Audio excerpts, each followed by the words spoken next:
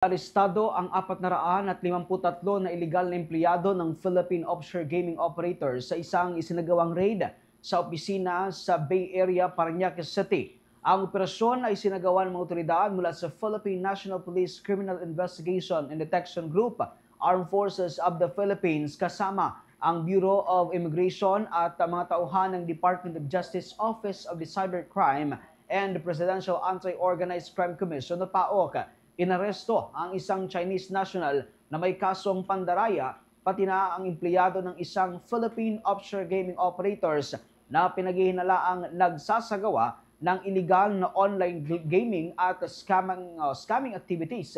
Kabilang sa mga naaresto ang 146 na mga banyaga. Karamihan dito ay mga Chinese national na nahulog habang nagatrabaho o nahuli habang nagtrabaho sa kanilang mga computer.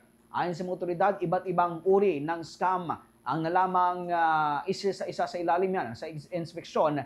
Ito ng mga computer at nakausap ang mga empleyadong Pilipino. Kabilang dito ang stock investment scam, online betting scam at spamming gamit ang Hong Kong mobile number. Samantala, nakumpiska ang daang-daang computers, laptops, smartphones, pre-registered SIM cards at iba pang gadget na isinailalim sa digital forensic. Nalaman din na ang Pogo na ito ang nag-ooperate muli gamit ang bagong pangalan at mga permit mula sa lokal na pamahalaan na magsisilbing bahagi ng investigasyon.